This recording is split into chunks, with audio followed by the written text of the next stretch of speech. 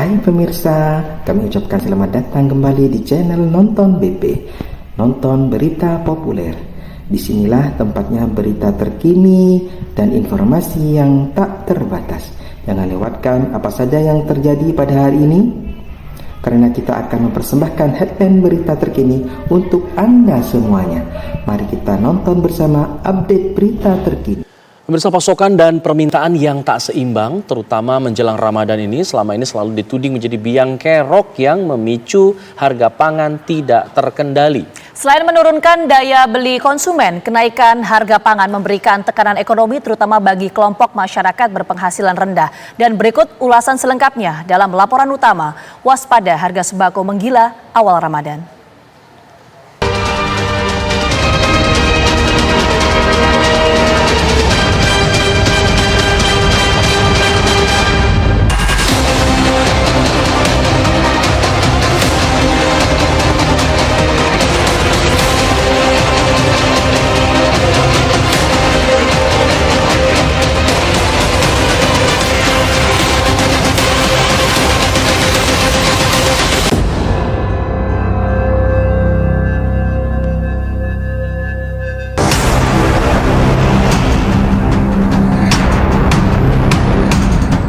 Antrian masyarakat untuk mendapatkan sembako dengan harga murah belakangan menjadi pemandangan yang jamak terlihat. Dimanapun lokasi pasar murah digelar, disitulah warga rela berdesakan dalam antrian. Fenomena seperti ini memang selalu terjadi memasuki bulan suci Ramadan hingga menjelang hari raya. Naiknya harga pangan sepertinya sudah menjadi tren musiman yang terus berulang setiap tahunnya.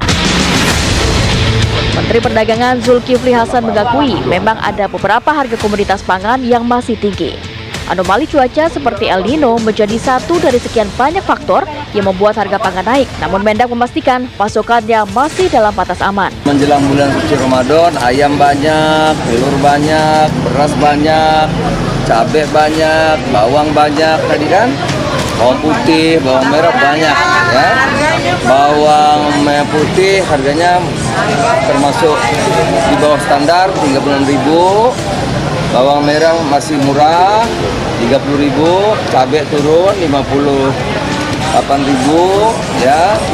Nah, beras tidak naik tapi belum turun, masih mahal.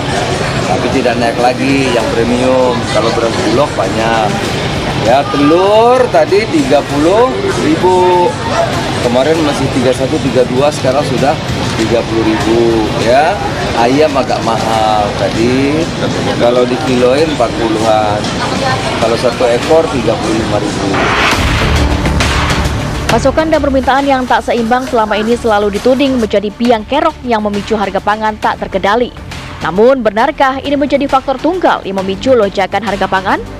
Menurut pengamat pertanian dari Center Reform on Economics, Eliza Mardian, setiap komoditas pangan memiliki karakteristik masing-masing sehingga faktor penyebabnya pun tidak bisa disamakan. Untuk kenaikan harga pangan ini setiap komoditas itu karakteristiknya berbeda-beda. Tadi beras, terus juga ayam, telur, begitu juga cabai. Cabai itu ketika musim hujan dia harganya akan naik karena suplainya terbatas. Karena mereka banyak yang gagal panen gara-gara busuk. Nah, begitu juga dengan kalau bawang putih itu beda.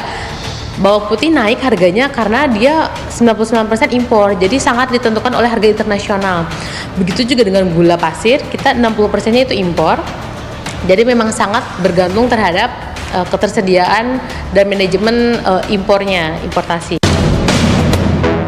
Khusus untuk komoditas beras, selain faktor cuaca, ada pola yang berbeda antara produksi dan juga konsumsi yang membuat neraca perdagangan beras harus benar-benar dihitung secara cermat. Harga pembelian gabah kering panen di tingkat petani yang masih rendah hingga persoalan panjangnya rantai distribusi membuat harga di tingkat konsumen masih sangat berfluktuatif. Berkaca dari tahun 2023 kemarin, ternyata meskipun kita penurunan produksi akibat El Nino itu hanya 440.000. Dan kita masih surplus produksinya dibandingkan dengan konsumsinya. Jadi konsumsi itu sekitar 30,8 juta ton dan produksinya itu 30,9 juta tonan. Itu masih surplus dikit. Nah, tapi yang terjadi adalah kenaikan harga beras yang berkali-kali lipat. Nah, itu karena itu tadi manajemen stoknya kurang baik. Seharusnya ada ketika panen raya pemerintah menyerap gabah petani agar ketika tidak menghasilkan, bulan-bulan tidak menghasilkan beras, itu pemerintah mengeluarkan cadangan pangannya seperti itu. Tapi pemerintah gagal menyerap gabah petani dalam negeri karena harga pembelian pemerintah itu sangat di bawah, bahkan di bawah biaya produksinya.